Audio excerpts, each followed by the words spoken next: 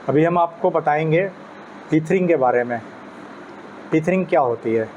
Actually जब भी हम लैपटॉप से अपने कैमरे को फुल्ली कंट्रोल करते हैं तो उस प्रोसेस को टीथरिंग कहते हैं। टीथरिंग के लिए अलग अलग सॉफ्टवेयर्स होते हैं। तो मैं जो सॉफ्टवेयर यूज़ करता हूँ उसका नाम है डिजीकैम कंट्रोल। इसका डिस्क्रिप्शन में आपको मैं लिंक दे दूँगा, उससे आप अपने लैपटॉप पे या अपने पीसी पे आराम से इसको डाउनलोड कर सकते हैं। इस ऐप की खासियत ये है कि इसको जैसे ही आप अपने पीसी पे या लैपटॉप पे रन करते हैं, इस तरह की एक स्क्रीन आपके सामने आ जाती है और इसमें अपने कैमरे को, आपके कैमरे के साथ में जो यूएसबी केबल आपको मिलता है उसका एक एंड आप कैमरे में कनेक्ट कर दीजिए और दूसरे एंड को आप अपने इसके यूएसबी पोर्ट में कनेक्ट कर दीजिए। तो जैसे ही आप इसको कनेक्ट करते हैं तो ये आपके कैमरे का एक फ़ोटो निकल के यहाँ पर कॉर्नर में आ जाता है। इसका मतलब ये है कि ये ऐप आपके कैमरे को सपोर्ट कर रहा है, क्योंकि बहुत सारे कैमरे ऐसे होते हैं जिनको कि ये ऐप सपोर्ट नहीं करता। जैसे कि एंट्री लेवल के जो कैमरे होते हैं, लाइक नाइकॉन का जो D3100 है या D3200 है, इस तरह के जो भी कैनन के भी जो एंट्री लेवल के जो मॉडल्स हैं उनको कभी कभी ये ऐप सपोर्ट नहीं करता है। तो अगर आपके कैमरे की फ़ोटो या आपके कैमरे का नाम आपके इस स्क्रीन के ऊपर आ गया है, इसका मतलब ये है कि आपका ये ऐप आपके इस कैमरे को सपोर्ट कर रहा है। अब एक्चुअली इस ऐप से आप क्या क्या कर सकते हैं? तो बेसिकली आपके कैमरे का जितना भी कंट्रोल है, सॉफ्टवेयर का नाम ही यही है कि डिजीकैम कंट्रोल, मतलब डिजिटली आप अपने पूरे कैमरे को कंट्रोल कर सकते हैं। तो सबसे पहले मैं शुरुआत से नंबर 1 में इसका ISO, यहाँ पर जो चाहे ISO आप अपने कैमरे का चेंज कर सकते हैं। अभी जैसे मैंने 100 ISO है, उसके बाद मैंने इसका ISO चेंज करके 400 कर दिया। अब आप देखिएगा जैसे जैसे मैं ISO चेंज करता जाता हूँ आपकी पिक्चर क्वालिटी पे क्या फ़र्क पड़ता है। मैं अभी फ़ोटो खींच के दिखाता हूँ आपको। अभी ये फ़ोटो मैंने 100 ISO पे खींची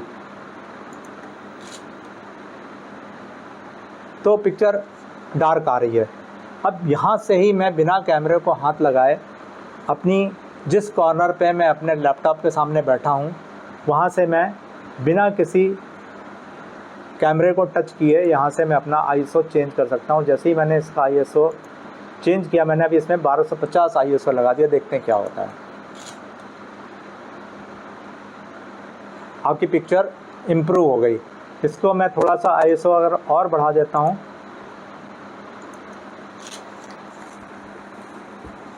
तो पिक्चर थोड़ी सी और इम्प्रूव हुई।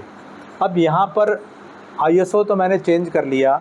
अब मैं देखता हूँ कि मेरा शटर स्पीड कितना लगा हुआ है।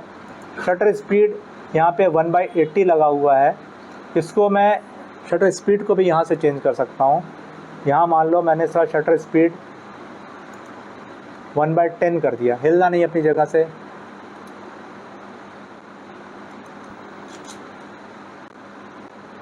तो पिक्चर थोड़ी सी और ब्राइट हो गई, क्योंकि लाइट थोड़ी सी कम पड़ रही थी तो मैंने थोड़ी सी शटर स्पीड बढ़ा दी। अब अगर लग रहा हो कि नहीं थोड़ी सी ज़्यादा एक्सपोज हो गई है तो मैं शटर स्पीड यहाँ से थोड़ा सा कम कर दूँगा, 1/20 कर देता हूँ। तो पिक्चर इम्प्रूव हो गई। अब इसको अगर माइन्यूटली देखना है आपको कि मेरी पिक्चर कैसी आई है तो आप इसको अपने हिसाब से यहाँ पर ड्रैग करके देख सकते हैं। आइज़ को देखिए आप, आइज़ कैसी आई हैं, उसके बाद पूरा फेस, देन उसके क्लोथ्स, जहाँ भी आपको एनालिसिस करनी है वो आप देख सकते हैं, जो कि इतने छोटे से स्क्रीन के ऊपर देखना मुश्किल रहता है। तो आपके लैपटॉप के सामने आपकी पूरी पिक्चर की एक एक एनालिसिस आप कर सकते हैं। और ये तो कंट्रोल किया हमने, उसके अलावा अगर यहाँ पर देखेंगे तो पूरी पिक्चर का हिस्टोग्राम सामने आ रहा है। इस हिस्टोग्राम के हिसाब से आपको पता चल जाएगा कहाँ पर ग्रे एरिया है, कहाँ पे वाइट एरिया है, कहाँ पे बैलेंस पिक्चर है, कहाँ पे बैलेंस पिक्चर नहीं है। उसके अलावा इस पर्टिकुलर पिक्चर के अंदर मैंने क्या सेटिंग लगाई थी, तो यहाँ पे सबसे पहला मेरा जो है शटर स्पीड आ रहा है, उसके बाद मेरा डायफ्राम आ रहा है, फिर उसके बाद ISO आ रहा है और कितने फोकल लेंथ के ऊपर मैंने फ़ोटो खींची है वो भी इसमें आ रहा है। तो जो कुछ भी आप चेंज करना चाहेंगे अपने यहाँ से चेंज कर सकते हैं। उसके बाद सबसे इम्पॉर्टेंट आइटम जो रहता है आपका एक्सपोज़र कंपनसेशन। अगर आपको लग रहा है कि मुझे एक्सपोज़र को कंपनसेट करना है अपने ऑब्जेक्ट को उसके कॉम्प्लेक्शन के हिसाब से या उसके आउटफिट के हिसाब से, उसका जो भी एनवायरनमेंट है उसके हिसाब से, तो प्लस माइनस का अरेंजमेंट मैं यहाँ से ही कर सकता हूँ। तो ये आपका माइनस साइड में एक्सपोज़र कंपनसेशन हो रहा है और ये आपका प्लस डायरेक्शन में एक्सपोज़र कंपनसेशन हो रहा है। तो सपोज़ अगर मैं यहाँ पे प्लस 3.3 का एक्सपोज़र कंपनसेशन लगाता हूँ तो देखता हूँ क्या होता है। जैसे ही मैंने प्लस 3.3 का एक्सपोज़र कंपनसेशन लगाया तो पिक्चर मेरी बहुत ज़्यादा ब्राइट हो गई। मतलब आपका जो भी इफ़ेक्ट है आपको यहाँ सामने सामने दिख जाएगा।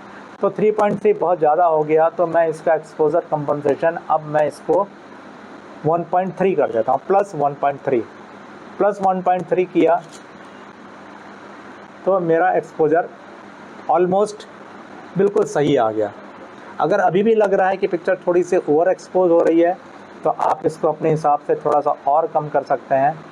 प्लस 1.3 की जगह मैं प्लस 0.7 लगा के देखता हूँ। ये पिक्चर मुझे अच्छी लग रही है, लेकिन अगर यहीं पे मैं इसको अब मैं माइनस साइड में अगर एक्सपोज़र कंपनसेशन दे देता हूँ तो पिक्चर मेरी अंडर एक्सपोज हो जाएगी। ये पूरी अंडर एक्सपोज हो गई है। तो आपको बार बार कैमरे के प्रीव्यू में जाने की ज़रूरत नहीं है। आप अपने लैपटॉप के ऊपर जो भी रिज़ल्ट्स आ रहे हैं वहीं के वहीं देख के एनालिसिस कर रहे हैं, उसके हिसाब से इमीडिएटली वेरी फ्रिक्वेंटली आप अपने कैमरे की सेटिंग चेंज कर सकते हैं। तो बेसिकली जो टीथरिंग का सबसे बड़ा एडवांटेज ये है कि आप अपने टेबल पे अपने लैपटॉप पे सारे कंट्रोल्स अपने सामने रखिए। और ये थे आपके 3 बेसिक कंट्रोल जो ISO, aperture and shutter speed. अब इसके बाद कैमरे में और भी जितने भी अरेंजमेंट होते हैं वो सारे किए जा सकते हैं इसमें। अभी मैंने एक्सपोज़र कंपनसेशन दिखाया आपको। उसके बाद आपको फाइल कौन सी चूज़ करनी है, JPEG यूज़ करनी है या रॉ में यूज़ करनी है, रॉ JPEG दोनों यूज़ करनी है, उसके हिसाब से आप यहाँ पर चेंज कर सकते हैं। देन आप इस कैमरे में अपना केल्विन सेट कर सकते हैं कि आपको कितना केल्विन चाहिए, केल्विन की वैल्यू चेंज कर सकते हैं। उसके बाद आपका जो मीटरिंग सिस्टम है, आपको सेंटर वेटेड चाहिए, मल्टी पैटर्न मीटरिंग चाहिए या स्पॉट मीटरिंग चाहिए, वो आप यहाँ से चेंज करके देख सकते हैं।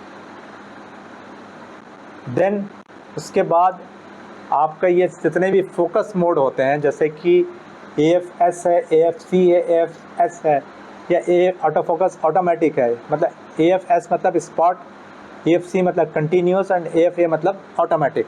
आपका मॉडल अगर मूव कर रहा है और आप अपने स्टेशनरी कैमरे से उसकी फ़ोटो लेना चाहते हैं तो आप उसको C पे डाल दीजिए और आप फ़ोटोज़ खींचे रहिए, आराम से आपका यहाँ पे फोकस होता रहेगा। सिमिलरली अगर आपका मॉडल स्टैटिक है, आपका कैमरा भी स्टैटिक है, आप अपने कैमरे को AFS पे डाल दीजिए। आपका कैमरा स्टैंड पे ट्राइपॉड पे लगा हुआ है, आप यहाँ से उसकी फ़ोटो खींचते रहिए, सारे एक्सपोजर्स आपके बिल्कुल एक्यूरेट आएंगे। उसके बाद नेक्स्ट आता है आपका जो आपकी फ्रेम की साइज़ है। फ्रेम के साइज़ में आपके जैसे 4288x2848 देना है, 3216x2136 देना है या 2145x1424 देना है। जो भी साइज़ आप चूज़ करते हैं वो साइज़ आप यहाँ पे सेलेक्ट कर सकते हैं। देन कंटिन्यूस आपको आपके कैमरे की बैटरी के बारे में पता चलता रहेगा। जैसे कि मेरे कैमरे की बैटरी अब कम होना शुरू हो गई है, मुझे यहाँ से उसकी सिग्नल मिलती रहेगी। मुझे अब बैटरी को चार्ज करना है या मुझे सेकेंडरी बैटरी बैकअप लाना, सो दैट मेरा आगे का शूट रुकने ना पाए। उसके बाद सबसे नीचे जो ये गाइडेंस दी हुई है इसमें सेव टू PC ओनली। अभी मैं जितनी फ़ोटो खींच रहा हूँ मेरे वो मेमोरी कार्ड में नहीं जा रही है, वो सिर्फ मेरे PC में स्टोर हो रही है। लेकिन इसमें दोनों ऑप्शंस रहते हैं। अगर मैं चाहूँ तो save to PC only, save to camera only. अगर मैं इस पर डाल दूँगा तो सिर्फ मेरे कैमरे में सेव होगा, मेरे लैपटॉप के अंदर सेविंग नहीं होगी फ़ोटोज़ की। And save to PC and camera both कर देता हूँ तो मेरे कैमरे में भी सेव होगा और मेरे PC में भी सेव होगा। अब इसके बाद आपने जितनी भी फ़ोटोज़ खींची हैं उसको 1 बाय 1 करके अगर आप कंपेयर करना चाहें तो एक एक करके कंपेयर कर सकते हैं कि किस फ़ोटो में आपको क्या मिला था देखने के लिए। प्लस हर फ़ोटो का आपको प्रॉपर्टीज़ देखने के लिए कहीं और नहीं जाना पड़ेगा। जितनी भी फ़ोटो को आप सामने स्क्रीन पे लाएंगे उसकी सारी प्रॉपर्टीज़ जो है, कितने डायफ्राम पे खींचा है, कितने ISO पे किया है, कितने शटर स्पीड पे लिया है और किस फोकल लेंथ पे लिया है वो, और साथ साथ में आपने एक्सपोजर कंपनसेशन क्या दिया था वो भी इसमें आता रहेगा। तो उसको देख के आप फाइनली डिसाइड कर सकते हैं कि among the total lot which one is the best picture. तो सपोज़ अगर मुझे ऐसा लगता है कि ये पिक्चर बेस्ट है या ये पिक्चर बेस्ट है, तो डेफिनेटली मुझे इन दोनों में, और ये वाली है या ये वाली है, तो इन चारों को कंपेयर करता हूँ तो मुझे इमीडिएटली ये समझ में आ जाएगा कि मेरे हिसाब से ये वाली पिक्चर बेस्ट है, इसको मैं चूज़ कर सकता हूँ। तो यहाँ आपने देख लिए कि आपके सारे कंट्रोल्स आपके अपने हाथ में हैं लैपटॉप के ऊपर। आपको कैमरे को या मॉडल को या अपने असिस्टेंट्स को किसी को डिस्टर्ब करने की ज़रूरत नहीं है। आप एक जगह बैठ जाइए और सारे लोगों को वहीं से इंस्ट्रक्शंस देते रहिए कि किसको क्या करना है। जैसे कि मैं अभी अपने मॉडल को यहीं से इंस्ट्रक्शन देता हूँ कि उसको बार बार अपना पोज चेंज करना है, उसके हिसाब से वो पोज चेंज करता रहेगा और मैं फ़ोटो खींचता रहूँगा। अभी आप साइड में देखिए, ये मेरा साइड पोज आ गया। उसके बाद मैंने उनको फ्रंट देखने के लिए बोला, फ्रंट आ गया। मैं अगेन डायरेक्शन चेंज करने के लिए बोलता हूँ।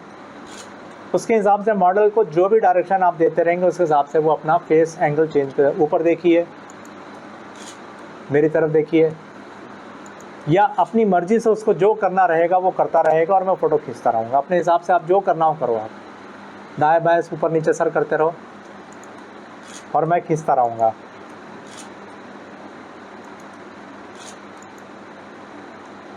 आप उसके मूवमेंट के हिसाब से आप अपना कैमरे का शटर दबाते रहिए।